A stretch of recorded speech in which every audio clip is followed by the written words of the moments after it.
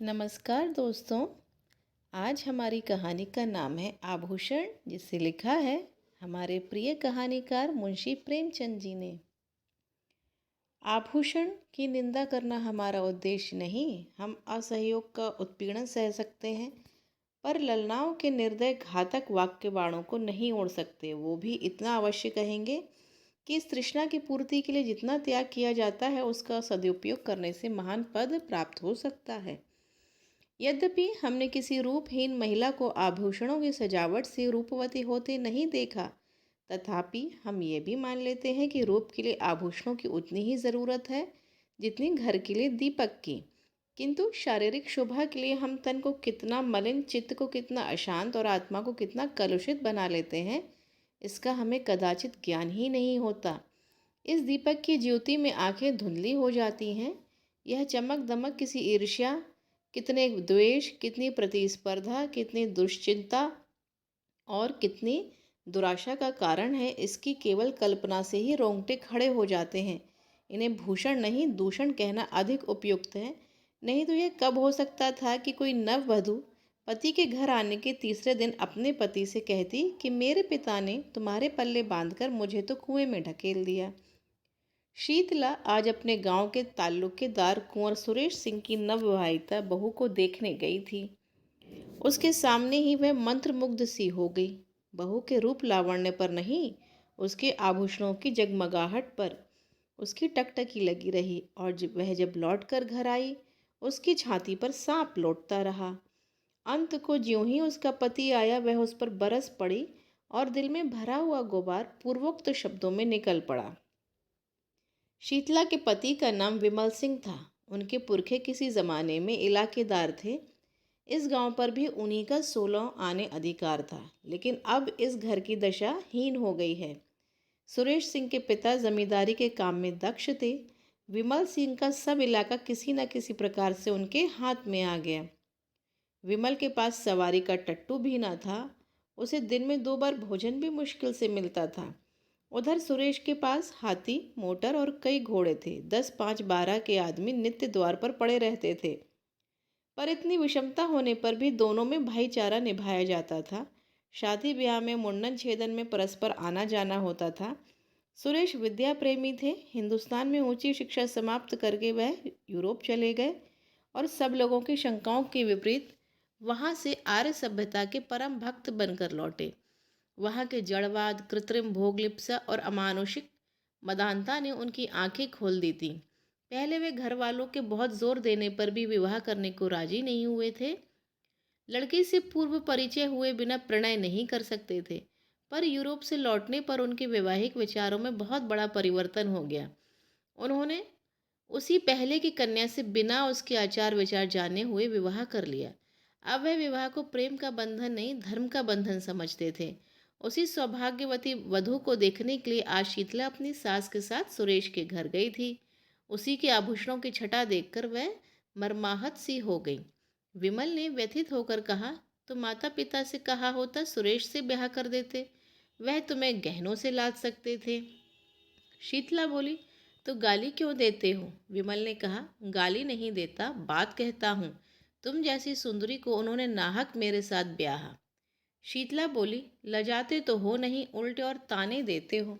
विमल ने कहा, भाग्य मेरे वश में नहीं है। इतना पढ़ा भी नहीं हूँ कि कोई बड़ी नौकरी करके रुपये कमाऊँ। शीतला बोली, यह क्यों नहीं कहते कि प्रेम ही नहीं, प्रेम हो तो कंचन बरसने लगे। विमल बोला, तुम्हें गहनों से बहुत प्रेम है। शीतला ने कहा, सभी को होता है, मुझे भी है। विमल ने कहा, अपने को अभागिनी समझती हो? शीतला बोली, हूँ ही, समझना कैसा? नहीं तो क्या दूसरे को देखकर तरसना पड़ता? विमल ने कहा, गहने बनवा दूँ तो अपने आप को भाग्यवती समझने लगोगी। शीतला ने कहा चिढ़कर, तुम तो इस तरह पूछ रहे हो जैसे सुनार दरवाजे पर बैठा है। विमल ने कहा, नहीं, सच कहता हूँ, बनवा दूंगा। हाँ, लेकिन कुछ दिन सब्र करना पड़ेगा। समर्थ पुरुषों को बात लग जाती है तो प्राण ले लेते हैं। सामर्थ्यहीन पुरुष अपनी ही जान पर खेल जाता है। विमल सिंह ने घर से निकल जाने की ठानी। निश्चय किया, या तो इसे गहनों से लाद दूंगा या वैधव्य शोक से, या तो आभूषण ही पहनेगी या सिंदूर को भी तरसेगी। दिन भर वह चिंता में डूबा पड़ा रहा। शीतला को उसने प्रेम से संतुष्ट करना चाहा था। आज अनुभव हुआ कि नारी का हृदय प्रेम पाश से नहीं बंधता, कंचन के पाश से ही बंध सकता है। पहर रात जाते जाते वह घर से चल खड़ा हुआ, पीछे फिर मुड़कर ना देखा। ज्ञान से जागे हुए विराग में चाहे मोह का संस्कार हो, पर नैराश्य से जागा हुआ विराग अचल होता है। प्रकाश में इधर की वस्तुओं को देखकर मन विचलित हो सकता है, पर अंधकार में किसका साहस है जो लीक से जौ भर हट सके। विमल के पास विद्या ना थी, कला कौशल भी ना थी। उसे केवल अपने कठिन परिश्रम और कठिन आत्मत्याग ही का आधार था। वह पहले कलकत्ते गया। वहाँ कुछ दिन तक एक सेठ की अगवानी करता रहा। वहाँ जो सुन पाया कि रंगून में मजदूरी अच्छी मिलती है, तो वह रंगून जहाँ पहुँचा और बंदर पर माल चढ़ाने उतारने का काम करने लगा। कुछ तो कठिन श्रम, कुछ खाने पीने के असंयम और कुछ जलवायु की खराबी के कारण वह बीमार हो गया। शरीर दुर्बल हो गया, मुख की कांति जाती रही। फिर भी उससे ज़्यादा मेहनती मजदूर बंदर पर दूसरा ना था। और मजदूर थे, पर यह मजदूर तपस्वी था। मन में जो कुछ ठान लिया था उसे पूरा करना उसके जीवन का एकमात्र उद्देश्य था। उसने घर को अपना कोई समाचार ना भेजा। अपने मन में तर्क किया, घर में मेरा कौन हितू है, गहनों के सामने मुझे कौन पूछता है। उसकी बुद्धि यह रहस्य समझने में असमर्थ थी कि आभूषणों की लालसा रहने पर भी प्रणय का पालन किया जा सकता है। और मजदूर प्रातःकाल सेरो मिठाई खाकर जलपान करते थे, दिन भर दम भर गांजे, चरस और तंबाकू के दम लगाते थे। अवकाश पाते तो बाजार की सैर करते थे। कितनों ही को शराब का भी शौक था। पैसों के बदले रुपए कमाते थे, तो पैसों की जगह रुपए खर्च भी कर डालते थे। किसी की देह पर साबुत कपड़े ना थे, पर विमल उन गिनती के 2-4 मजदूरों में था जो संयम से रहते थे, जिनके जीवन का उद्देश्य खा पी कर मर जाने के सिवा और भी कुछ था। थोड़े ही दिनों में उसके पास थोड़ी सी संपत्ति हो गई। धन के साथ मजदूरों पर भी दबाव बढ़ने लगा। यह प्राय सभी जानते हैं कि विमल जाति का कुलीन ठाकुर है। सब ठाकुर ही कहकर उसे पुकारते थे। संयम और आचार सम्मान सिद्धि के मंत्र हैं। विमल मजदूरों का नेता और महाजन हो गया। विमल को रंगून में काम करते हुए 3 वर्ष हो चुके थे। संध्या हो गई थी। वह कई मजदूरों के साथ समुद्र के किनारे बैठे बातें कर रहा था। एक मजदूर ने कहा, यहाँ की सभी स्त्रियां निष्ठुर होती हैं। बेचारा झींगुर 10 बरस से उसी बर्मी स्त्री के साथ रहता था। कोई अपनी ब्याही जोरू से भी इतना प्रेम न करता होगा। उस पर इतना विश्वास करता था कि जो कुछ कमाता सो उसके हाथ में रख देता था। 3 लड़के थे। अभी कल तक दोनों साथ साथ खाकर लेटे थे। ना कोई लड़ाई, ना बात, न चीत। रात को औरत न जाने कहाँ चली गई, लड़कों को छोड़ गई। बेचारा झींगुर रो रहा है। सबसे बड़ी मुश्किल तो छोटे बच्चे की है, अभी कुल 6 महीने का है। कैसे जिएगा भगवान ही जाने। विमल सिंह ने गंभीर भाव से कहा, गहने बनवाता था कि नहीं? मजदूर ने कहा, रुपये पैसे तो औरत ही के हाथ में थे, गहने बनवाते उसका हाथ कौन पकड़ता। दूसरे मजदूर ने कहा, गहनों से तो लदी हुई थी, जिधर से निकल जाती थी छम छम की आवाज़ से कान भर जाते थे। विमल ने कहा, जब गहने बनवाने पर भी निठुराई की तो यही कहना पड़ेगा कि ये जाति ही बेवफा होती है। इतने में एक आदमी आकर विमल सिंह से बोला, चौधरी, अभी मुझे एक सिपाही मिला था। वह तुम्हारा नाम, गांव और बाप का नाम पूछ रहा था। कोई बाबू सुरेश सिंह हैं? विमल ने सशंक होकर कहा, हाँ है तो, मेरे गांव के इलाकेदार और बिरादरी के भाई हैं। आदमी ने कहा, उन्होंने थाने में कोई नोटिस छपवाया है कि जो विमल सिंह का पता लगाएगा उसे 1000 रुपये का इनाम मिलेगा। विमल ने कहा, तो तुमने सिपाही को सब ठीक ठीक बता दिया? आदमी ने कहा, चौधरी, मैं कोई गवार हूँ? क्या समझ गया कुछ दाल में काला है, नहीं तो कोई इतने रुपए क्यों खर्च करता। मैंने कह दिया उसका नाम विमल सिंह नहीं, जसोदा पांडे है। बाप का नाम सुक्खू बताया और घर जिला झांसी में। पूछने लगा, यहाँ कितने दिन से रहता है? मैंने कहा, कोई 10 साल से। तब कुछ सोचकर चला गया। सुरेश बाबू से तुम्हें कोई अदावत है क्या चौधरी? विमल ने कहा, अदावत तो नहीं थी, मगर कौन जाने उनकी नीयत बिगड़ गई हो, मुझ पर कोई अपराध लगाकर मेरी जगह ज़मीन पर हाथ बढ़ाना चाहते हो। तुमने बड़ा अच्छा किया कि सिपाही को उड़नझाई बताई। आदमी ने कहा, मुझसे कहता था कि ठीक ठीक बता दो तो 50 रुपए तुम्हें भी दिला दूं। मैंने सोचा आप तो 1000 की गठरी मारेगा और मुझे 50 रुपए दिलाने की बात कहता है। फटकार बता दी। एक मजदूर बोला, मगर जो 200 रुपए देने को कहता तो तुम सब ठीक ठीक नाम बता देते। क्यों? आदमी ने लज्जित होकर कहा, 200 रुपए नहीं, 2000 रुपए भी देता तो न बताता। मुझे ऐसा विश्वासघात करने वाला मत समझो, जब जी चाहे परख लो। मजदूरों में यूं वाद विवाद होता ही रहा। विमल आकर अपनी कोठरी में लेट गया। वह सोचने लगा, अब क्या करूं? जब सुरेश जैसे सज्जन की नीयत बदल गई तो किसका भरोसा करूं? नहीं, अब बिना घर गए काम नहीं चलेगा। कुछ दिन और न गया तो फिर कहीं का न रहूंगा। 2 साल और रह जाता तो पास में पूरे 5000 रुपये हो जाते। शीतला की इच्छा कुछ पूरी हो जाती। अभी तो सब मिलकर 3000 रुपये ही होंगे। इतने में उसकी अभिलाषा न पूरी होगी। खैर, अभी चलूं, 6 महीने में फिर लौट आऊंगा। अपनी जायदाद तो बच जाएगी। नहीं, 6 महीने तक रहने का क्या है? आने जाने का 1 महीना लग जाएगा। घर में 15 दिन से ज़्यादा ना रहूंगा। वहाँ कौन पूछता है आऊं या रहूं, मरूं या जीऊं। वहाँ तो गहनों से प्रेम है। इस तरह मन में निश्चय करके वह दूसरे दिन रंगून से चल पड़ा। संसार कहता है कि गुण के सामने रूप की कोई हस्ती नहीं। हमारे नीति शास्त्र के आचार्यों का भी यही कथन है, पर वास्तव में ये कितना भ्रम मूलक है। कुंवर सुरेश सिंह की नववधु मंगला कुमारी गृह कार्य में निपुण, पति के इशारे पर प्राण देने वाली, अत्यंत विचारशीला, मधुर भाषिणी और धर्म भीरु स्त्री थी, पर सौंदर्य विहीन होने के कारण पति की आंखों में कांटे के समान खटकती थी। सुरेश सिंह बात बात पर उस पर झुंझलाते, पर घड़ी भर में पश्चाताप के वशीभूत होकर उससे क्षमा मांगते, किंतु दूसरे ही दिन वही कुत्सित व्यापार शुरू हो जाता। विपत्ति यह थी कि उनके आचरण अन्य रईसों की भांति भ्रष्ट न थे। वह दाम्पत्य जीवन ही में आनंद, सुख, शांति, विश्वास, प्राय सभी ऐहिक और पारमार्थिक उद्देश्य पूरा करना चाहते थे, और दाम्पत्य सुख से वंचित होकर उन्हें अपना समस्त जीवन नीरस, स्वाधीन और कुंठित जान पड़ता था। फल यह हुआ कि मंगला को अपने ऊपर विश्वास न रहा। वह अपने मन से कोई काम करते हुए डरती कि स्वामी नाराज होंगे। स्वामी को खुश रखने के लिए अपनी भूलों को छिपाती, बहाने करती, झूठ बोलती, नौकरों को अपराध लगाकर आत्मरक्षा करना चाहती। पति को प्रसन्न रखने के लिए उसने अपने गुणों की, अपनी आत्मा की अवहेलना की, पर उठने के बदले वह पति की नज़रों से गिरती ही गई। नित्य नए श्रृंगार करती, पर लक्ष्य से दूर होती जाती थी। पति की एक मधुर मुस्कान के लिए, उसके अधरों के एक मीठे शब्द के लिए उसका प्यासा हृदय तड़प तड़प कर रह जाता था। लावण्य विहीन स्त्री वह भिक्षुक नहीं जो चंगुल भर आटे से संतुष्ट हो जाए। वह भी पति का संपूर्ण अखंड प्रेम चाहती है, और कदाचित सुंदरियों से अधिक, क्योंकि वह इसके लिए असाधारण प्रयत्न और अनुष्ठान करती है। मंगला इस प्रयत्न में निष्फल होकर और भी संतप्त होती थी। धीरे धीरे पति पर से उसकी श्रद्धा उठने लगी। उसने तर्क किया कि ऐसे क्रूर हृदय शून्य विहीन, कल्पनाहीन मनुष्य से मैं भी उसी का सा व्यवहार करूंगी जो पुरुष रूप का भक्त है। वह भक्ति प्रेम के योग्य नहीं। इस प्रत्ययघात ने समस्या और भी जटिल कर दी।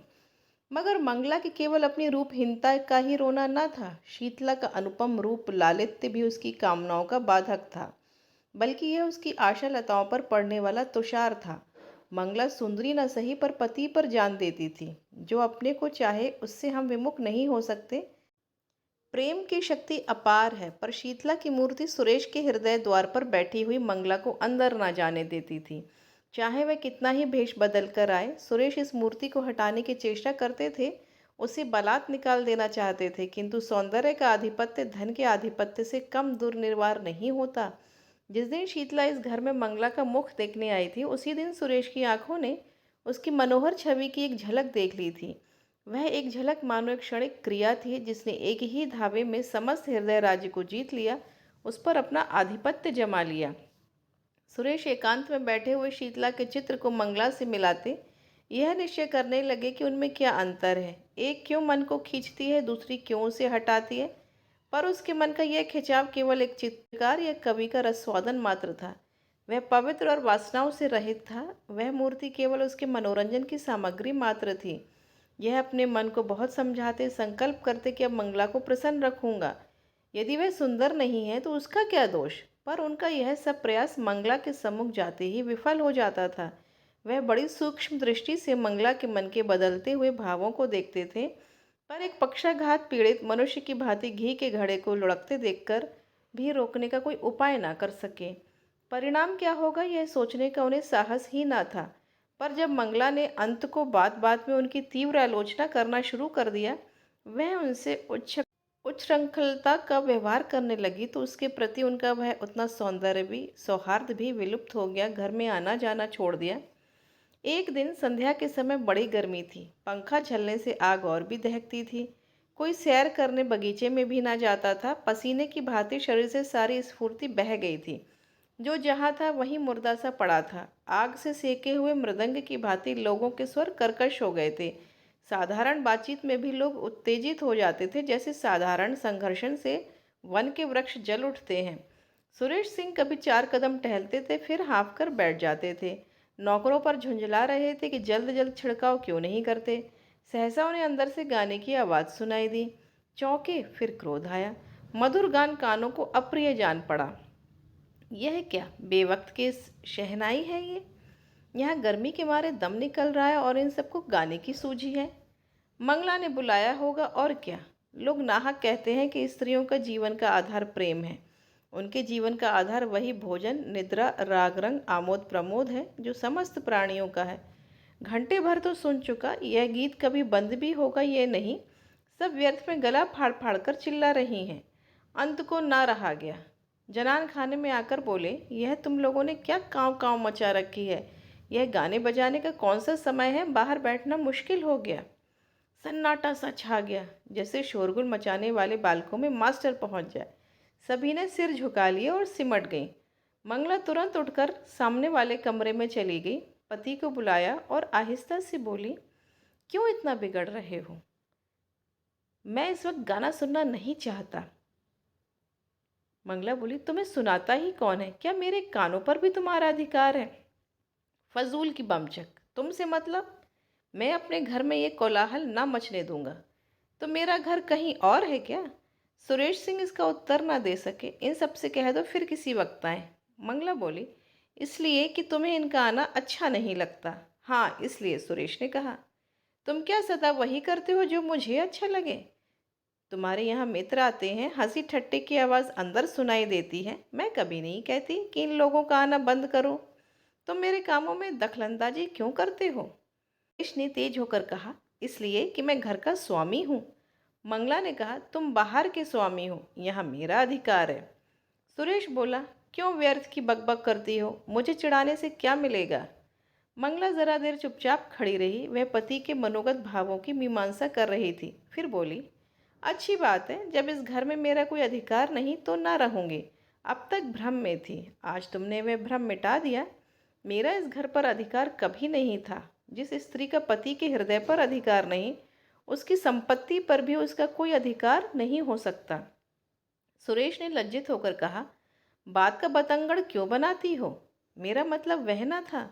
कुछ का कुछ समझ गई।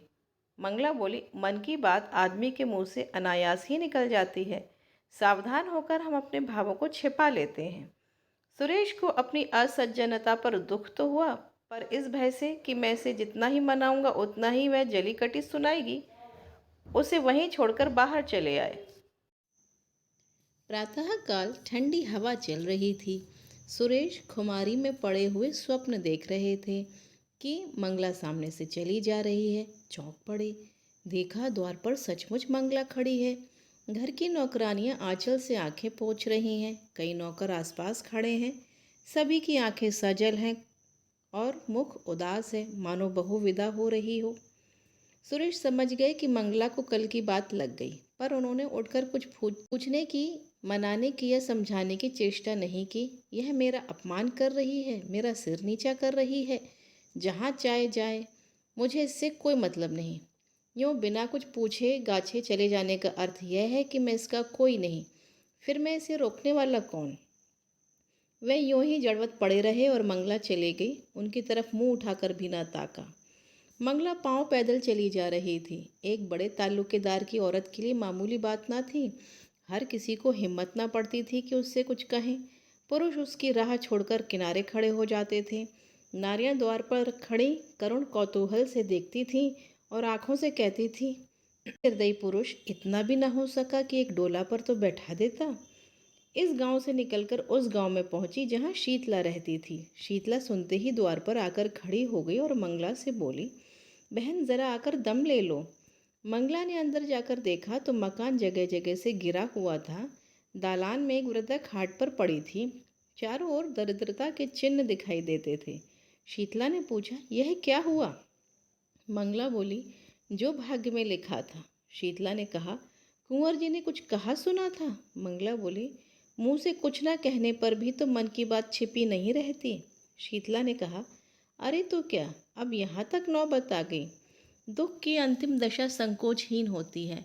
मंगला ने कहा, चाहती तो अब भी पड़ी रहती, उसी घर में जीवन कट जाता, पर जहाँ प्रेम नहीं, पूछ नहीं, मान नहीं, वहाँ अब नहीं रह सकती।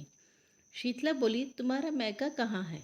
मंगला ने कहा, मैके कौन से मुंह लेकर जाऊंगी? शीतला ने कहा, तब कहाँ जाओगी?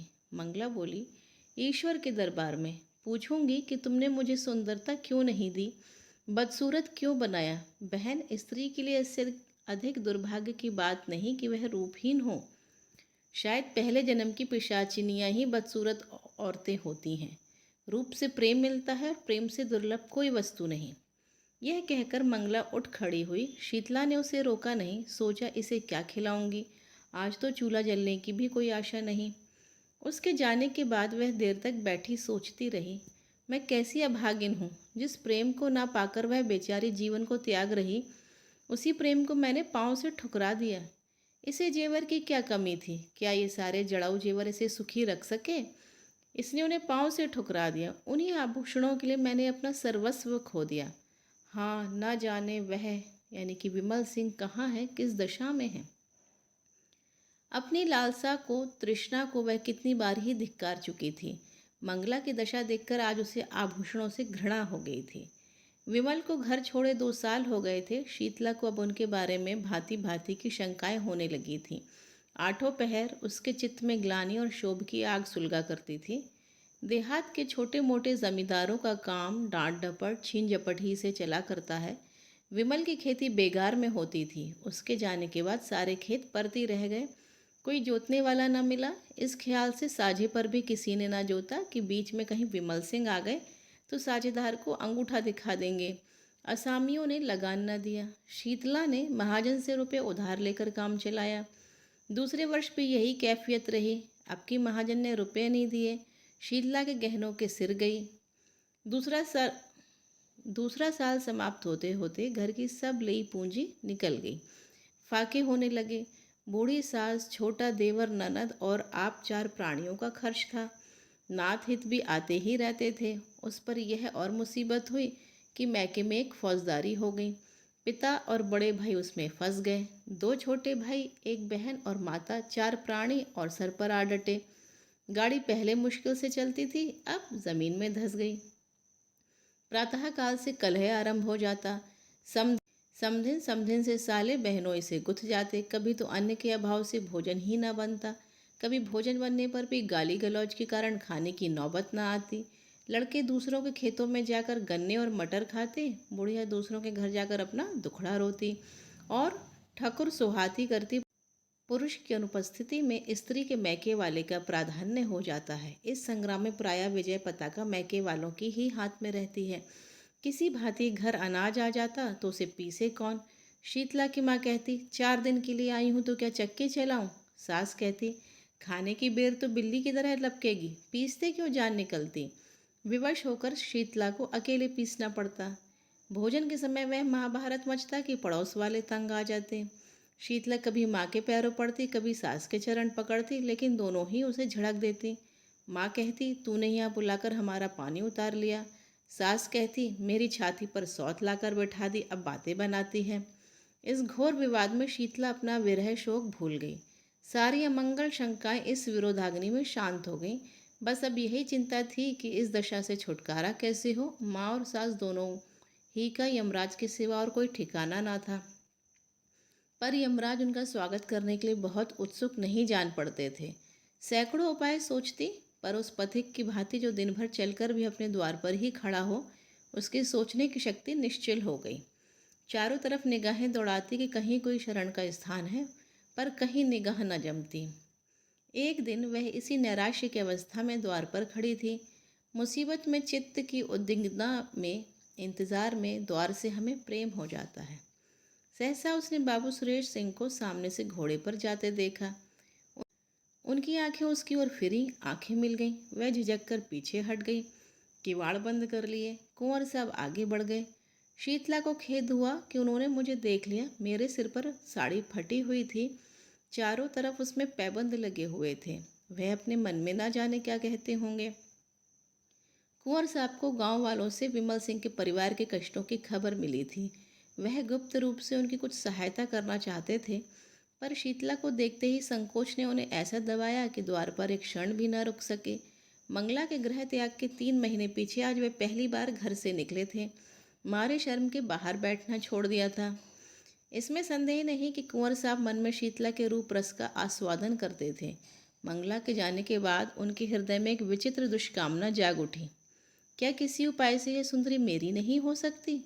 विमल का मुद्दत से पता नहीं, बहुत संभव है कि अब वह संसार में ना हो, किंतु वह उस दुष्कल्पना को विचार से दबाते रहते थे। शीतला की विपत्ति की कथा सुनकर भी वह उसकी सहायता करते हुए डरते थे।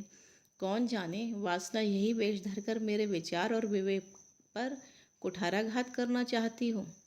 अंत को लालसा की कपट लीला उन्हें भुलावा दे ही गई। वह शीतला के घर उसका हालचाल पूछने गए। मन में तर्क किया, यह कितना घोर अन्याय है कि एक अबला ऐसे संकट में हो और मैं उसकी बात भी ना पूछूं। पर वहां से लौटे तो बुद्धि और विवेक की रस्सियां टूट गई थीं और नौका मोह वासना के अपार सागर में डुबकियां लगा रही थी। कितनी मनोहर छवि, यह अनुपम सौंदर्य! एक क्षण में उन्मत्तों की भांति बकने लगे। यह प्राण और यह शरीर तेरी भेंट करता हूँ। संसार हंसेगा हंसे, महापाप है हो, कोई चिंता नहीं। इस स्वर्गीय आनंद से मैं अपने को वंचित नहीं कर सकता। वह मुझसे भाग नहीं सकती। इस हृदय को छाती से निकालकर उसके पैरों पर रख दूंगा। विमल मर गया, नहीं मरा तो अब मरेगा। पाप क्या है पता नहीं। कमल कितना कोमल, कितना प्रफुल्लित, कितना ललित है। क्या उसके अधरों? अकस्मात वह ठिठक गए, जैसे कोई भूली हुई बात याद आ जाए। मनुष्य में बुद्धि के अंतर्गत एक अज्ञात बुद्धि होती है। जैसे रण क्षेत्र में हिम्मत हारकर भागने वाले सैनिकों को किसी गुप्त स्थान से आने वाली कुमक संभाल लेती है, वैसे ही इस अज्ञात बुद्धि ने सुरेश को सचेत कर दिया। वह संभल गए। ग्लानि से उनकी आंखें भर आईं। वह कई मिनट तक किसी दंडित कैदी की भांति शुद्ध कड़े सोचते रहे। फिर विजय ध्वनि से कह उठे, कितना सरल है। इस विकार के हाथी को सिंग से नहीं, च्यूंटी से मारूंगा। शीतला को एक बार बहन कह देने से ही यह सब विकार शांत हो जाएगा। शीतला बहन, मैं तेरा भाई हूँ। उसी क्षण उन्होंने शीतला को पत्र लिखा। बहन, तुमने इतने कष्ट झेले पर मुझे खबर तक न दी। मैं कोई गैर न था, मुझे इसका दुख है। खैर, अब ईश्वर ने चाहा तो तुम्हें कष्ट न होगा। इस पत्र के साथ उन्होंने अनाज और रुपये भेजे। शीतला ने उत्तर दिया, भैया क्षमा करो, जब तक जीऊँगी तुम्हारा यश गाऊंगी। तुमने मेरी डूबती नैया पार लगा दी। कई महीने बीत गए। संध्या का समय था। शीतला अपनी मैना को चारा चुगा रही थी। उसे सुरेश नेपाल से उसी के वास्ते लाए थे। इतने में सुरेश आकर आंगन में बैठ गए। शीतला ने पूछा, कहाँ से आते हो भैया? सुरेश बोला, गया था ज़रा थाने, कुछ पता नहीं चला। रंगून में पहले कुछ पता मिला था, बात को मालूम हुआ कि वह कोई और आदमी है। क्या करूं, इनाम और बढ़ा दूं? शीतला बोली, तुम्हारे पास रुपये बड़े हैं, फूको। उनकी इच्छा होगी तो आप ही आवेंगे। सुरेश ने कहा, एक बात पूछूं, बताओगे किस बात पर तुमसे रूठे थे? शीतला बोली, कुछ नहीं, मैंने यही कहा कि मुझे गहने बनवा दो। कहने लगे, मेरे पास है क्या? मैंने कहा, तो ब्याह क्यों किया? बस बातों ही बातों में तकरार हो गई। में शीतला की सास आ गई। सुरेश ने शीतला की माँ और भाइयों को उनके घर पहुंचा दिया था, इसलिए यहाँ अब शांति थी। सास ने बहू की बात सुन ली थी। कर्कश स्वर से बोली, बेटा तुमसे क्या पर्दा है, यह महारानी देखने ही को गुलाब के फूल हैं, अंदर सब कांटे हैं। यह अपने बनाव सिंगार के आगे विमल की बात ही न पूछती थी। बेचारा इस पर जान देता था, पर इसका मुंह ही न सीधा होता था। प्रेम तो इसे छू नहीं गया। अंत को उसे देश से निकलकर उसने दम लिया। शीतला ने रुष्ट होकर कहा, क्या वो ही अनोखे धन कमाने घर से निकले हैं? देश विदेश जाना मर्दों का काम ही है। सुरेश बोला, यूरोप में तो धन भोग के सिवाय स्त्री पुरुष में कोई संबंध नहीं होता। बहन ने यूरोप में जन्म लिया होता तो हीरे जवाहरत से जगमगाती होती। शीतला, अब तुम ईश्वर से यही कहना कि सुंदरता देते हो तो यूरोप में जन्म दो। शीतला ने व्यथित होकर कहा, जिनके भाग में लिखा है वे यहीं सोने से लदी हुई हैं। मेरी भांति सभी के कर्म थोड़े ही फूट गए हैं। सुरेश सिंह को ऐसा जान पड़ा कि शीतला की मुख कांति मलिन हो गई है। पति वियोग में भी गहनों के लिए इतनी लालायत है। बोले, अच्छा मैं तुम्हें गहने बनवा दूंगा। यह वाक्य कुछ अपमान सूचक स्वर में कहा गया था, पर शीतला की आंखें आनंद से सजल हो आईं। कंठ गदगद हो गया। उसके हृदय नेत्रों के सामने मंगला के रत्न जड़ित आभूषणों का चित्र खिंच गया। उसने कृतज्ञता पूर्वक दृष्टि से सुरेश को देखा। मुंह से कुछ न बोली, पर उसका प्रत्येक अंग कह रहा था, मैं तुम्हारी हूँ। कोयल आम की डालियों पर बैठकर मछली शीतल निर्मल जल में कीड़ा करके, मृग शावक विस्तृत हरी पालियों में छलांगे भरकर इतने प्रसन्न नहीं होते जितना मंगला के आभूषणों को पहनकर शीतला प्रसन्न हो रही है। उसके पैर जमीन पर नहीं पड़ते। वह दिन भर आईने के सामने खड़ी रहती है, कभी केशों को संवारती, कभी सुरमा लगाती। कोहरा फट गया है और निर्मल स्वच्छ चांदनी निकल आई है। वह घर का एक भी तिनका नहीं उठाती। उसके स्वभाव में एक विचित्र गर्व का संचार हो गया है। लेकिन श्रृंगार क्या है? सोई हुई काम वासना को जगाने का घोर नाद, उद्दीपन का मंत्र। शीतला जब नक्श से सज कर बैठती है तो उसे प्रबल उत्साह होती है कि मुझे कोई देखे।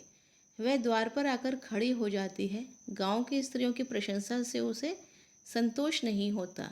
गांव के पुरुषों को वह श्रृंगार रस विहीन समझती है, इसलिए सुरेश सिंह को बुलाती है। पहले वह दिन में एक बार आ जाते थे, अब शीतला के बहुत अनुनय विनय करने पर भी नहीं आते। पहर रात गई थी, घरों के दीपक बुझ चुके थे। शीतला के घर में दीपक जल रहा था। उसने कुंवर साहब के बगीचे से बेले के फूल मंगवाए थे और बैठी हार गूंथ रही थी। अपने लिए नहीं, सुरेश के लिए। प्रेम के सिवा एहसान का बदला देने के लिए उसके पास था ही क्या?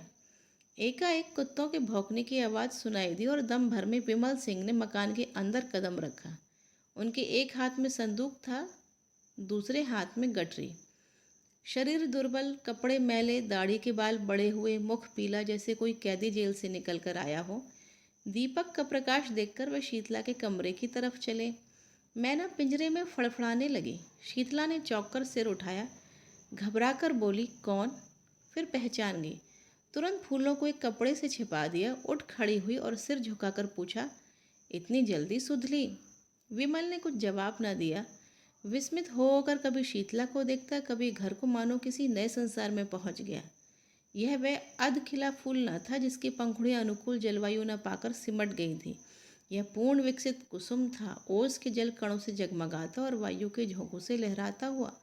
विमल उसकी सुंदरता पर पहले भी मुग्ध था, पर वह ज्योति, वह अग्नि ज्वाला थी जिससे हृदय में ताप और आंखों में जलन होती थी। ये आभूषण, ये वस्त्र, ये सजावट उसके सिर में एक चक्कर सा आ गया, जमीन पर बैठ गया। इस सूर्यमुखी के सामने बैठते उसे लज्जा आती थी। शीतला अभी तक स्तंभित खड़ी थी। वह पानी लाने नहीं दौड़ी, उसने पति के चरण नहीं धोए, उसको पंखा तक नहीं झला। हल बुद्धि सी हो गई थी। उसने कल्पनाओं की कैसी सुरम्य वाटिका लगाई थी, उस पर तुषार पड़ गया। वास्तव में इस मलिन वदन अर्धनग्न पुरुष से उसे घृणा हो रही थी। यह घर का जमींदार विमल ना था, वह तो मजदूर हो गया था। मोटा काम मुखाकृति पर असर डाले बिना नहीं रहता। मजदूर सुंदर वस्त्रों में भी मजदूर ही रहता है। सहसा विमल की माँ चौंकी। शीतला के कमरे में आई तो विमल को देखते ही मात्र स्नेह से विवल होकर उसे छाती से लगा लिया। विमल ने उसके चरणों पर सिर रखा। उसकी आंखों से आंसुओं की गरम गरम बूंदें निकल रही थीं। माँ पुलकित हो रही थी, मुख से बात न निकलती थी। एक क्षण में विमल ने कहा, अम्मा। कंठ ध्वनि ने उसका आशय प्रकट कर दिया। माँ ने प्रश्न समझकर कहा, नहीं बेटा, यह बात नहीं है। विमल ने कहा, यह देखता क्या हूँ, माँ बोली। स्वभाव ही ऐसा है तो कोई क्या करे। विमल बोला, सुरेश ने मेरा हुलिया क्यों लिखवाया था? माँ ने कहा, तुम्हारी खोज लेने के लिए। उन्होंने दया न की होती तो आज घर में किसी को जीता ना पाते। विमल ने कहा, बहुत अच्छा होता। शीतला ने ताने से कहा, अपनी ओर से तुमने सबको मार ही डाला था, फूलों की सेज नहीं बिछा गए थे। विमल बोला, अब तो फूलों की सेज ही बिछी हुई देखता हूँ। शीतला बोली, तुम किसी के भाग्य के विधाता हो। विमल सिंह उठकर क्रोध से कांपता हुआ बोला, अम्मा मुझे यहाँ से ले चलो। मैं इस पिशाचनी का मुंह नहीं देखना चाहता। मेरी आंखों में खून उतर आता है। मैंने इस कुल कलंकनी के लिए 3 साल तक जो कठिन तपस्या की है उससे ईश्वर मिल जाता, पर इसे ना पा सका। यह कहकर वह कमरे से निकल गया और माँ के कमरे में लेटा रहा। माँ ने तुरंत उसका मुंह और हाथ पैर धुलाए। वह चूल्हा जलाकर पूरियाँ पकाने लगी। साथ साथ घर की विपत्ति कथा भी कहती जाती थी। विमल के हृदय में सुरेश के प्रति जो विरोधाग्नि प्रज्वलित हो रही थी वह शांत हो गई, लेकिन हृदय दाह ने रक्त दाह का रूप धारण कर लिया। जोर का बुखार चढ़ाया। लंबी यात्रा की थकान और कष्ट तो था ही, बरसों के कठिन श्रम और तप के बाद ये मानसिक संताप और भी दुरूह हो गया। सारी रात वह अचेत पड़ा रहा। माँ बैठी पंखा झलती और रोती थी। दूसरे दिन भी वह बेहोश पड़ा रहा। शीतला उसके पास एक क्षण के लिए भी न आई। इन्होंने मुझे कौन से सोने के कौर खिला दिए हैं जो इनकी धौंस सहूं। यहाँ तो जैसे कंता घर रहे वैसे रहे विदेश। किसी की फूटी कौड़ी नहीं जानती। बहुत ताव दिखाकर गए थे तो क्या लाद लाए। संध्या के समय सुरेश को खबर मिली, तुरंत दौड़े हुए आए। आज 2 महीने के बाद उन्होंने उस घर में कदम रखा। विमल ने आंखें खोली, पहचान गया। आंखों से आंसू बहने लगे। सुरेश के मुखार बिंद पर दया की ज्योति झलक रही थी। विमल ने उसके बारे में जो अनुचित संदेह किया था उसके लिए वह अपने आप को धिक्कार रहा था। शीतला ने ज्यों ही सुना कि सुरेश सिंह आए हैं, तुरंत शीशे के सामने खड़ी हो गई। केश छिटका लिए और विपद की मूर्ति बन गई। विमल के कमरे में आई। कहाँ तो विमल की आंखें बंद थी, मूर्छित सा पड़ा था। कहाँ शीतला के आते ही आंखें खुल गईं। अग्निमय नेत्रों से उसकी ओर देखकर बोला, अभी आई है, आज के तीसरे दिन आना। कुंवर साहब से उस दिन फिर भेंट हो जाएगी। शीतला उल्टे पांव चली गई। सुरेश पर घड़ों पानी पड़ गया। मन में सोचा, कितना रूप लावण्य है पर कितना विषाक्त। हृदय की जगह केवल श्रृंगार लालसा। आतंक बढ़ता गया। सुरेश ने डॉक्टर बुलवाए पर मृत्युदेव ने किसी की न मानी। उनका हृदय पाषाण है, किसी भांति नहीं पसीजता। कोई अपना हृदय निकाल कर रख दे, आंसुओं की नदी बहा दे, पर उन्हें दया नहीं आती। हुए घर को उजाड़ना, लहराती हुई खेती को सुखाना उनका काम है। और उनकी निर्दयता कितनी विनोदमय है। यह नित्य नए रूप बदलते रहते हैं। कभी दामिनी बन जाते हैं तो कभी पुण्यमाला, कभी सिंह बन जाते हैं तो कभी सियार, कभी अग्नि के रूप में दिखाई देते हैं तो कभी जल के रूप में। तीसरे दिन पिछली रात को विमल की मानसिक पीड़ा और हृदय ताप का अंत हो गया। चोर दिन को कभी चोरी नहीं करता। यम के दूत प्रायः रात को ही सबकी नज़र बचाकर आते हैं और प्राण रत्न को चुरा ले जाते हैं। आकाश के फूल मुरझाए हुए थे, वृक्ष समूह स्थिर थे, पर शोक में मग्न सिर झुकाए हुए। रात शोक का वह रूप है, रात मृत्यु का क्रीड़ा क्षेत्र है। उसी समय विमल के घर से आर्तनाद सुनाई दिया, वह नाद जिसे सुनने के लिए मृत्युदेव विकल रहते हैं। शीतला चौंक पड़ी और घबराई हुई मरणशैया की ओर चली। उसने मृतदेह पर निगाह डाली और भयभीत होकर एक पग पीछे हट गई। उसे जान पड़ा विमल सिंह उसकी ओर अत्यंत तीव्र दृष्टि से देख रहे हैं। बुझे हुए दीपक में उसे भयंकर ज्योति दिखाई दी। वह भय के मारे वहां ठहर न सकी। द्वार से निकल ही रही थी कि सुरेश सिंह से भेंट हो गई। कातर स्वर में बोली, मुझे यहाँ डर लगता है। उसने चाहा कि रोती हुई उनके पैरों पर गिर पड़ूं, पर वह अलग हट गए। जब किसी पथिक को चलते चलते ज्ञात होता है कि मैं रास्ता भूल गया हूँ, तो वह सीधे रास्ते पर आने के लिए बड़े वेग से चलता है। झुंझलाता है कि मैं इतना असावधान क्यों हो गया। सुरेश भी अब शांति मार्ग पर आने के लिए विकल हो गए। मंगला की स्नेहमयी सेवाएं याद आने लगी। हृदय में वास्तविक सौंदर्योपासना का भाव उदय हुआ। उसमें कितना प्रेम, कितना त्याग, कितनी क्षमा थी। उसकी अतुल पति भक्ति को याद करके कभी कभी वह तड़प जाते। आह, मैंने घोर अत्याचार किया, ऐसे उज्जवल रत्न का आदर ना किया। मैं यूं ही जड़वत पड़ा रहा और मेरे सामने ही लक्ष्मी घर से निकल गई।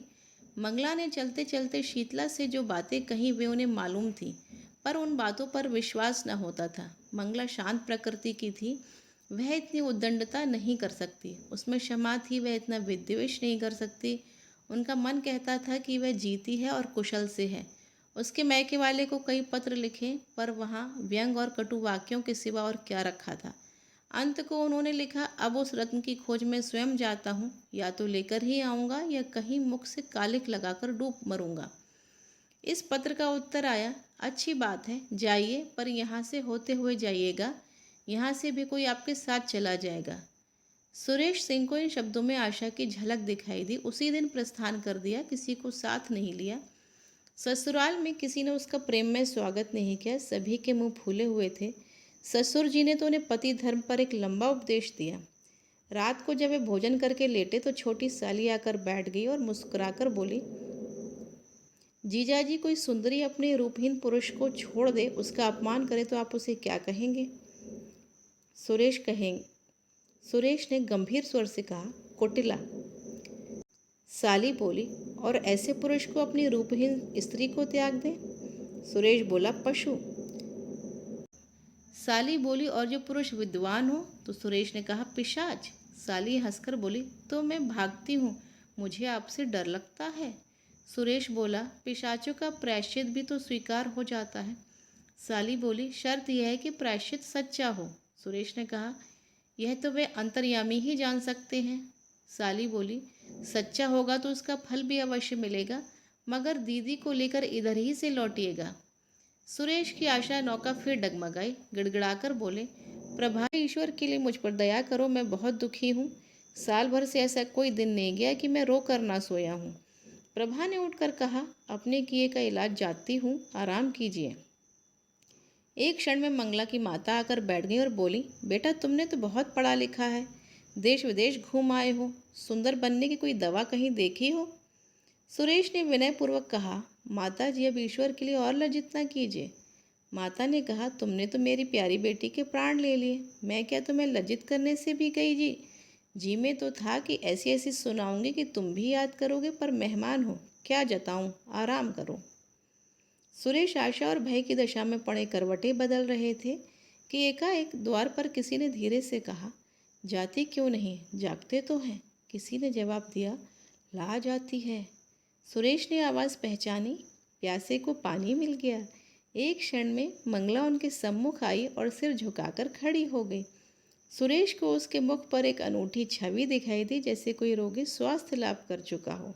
रूप वही था, पर आंखें तर थीं और थीं।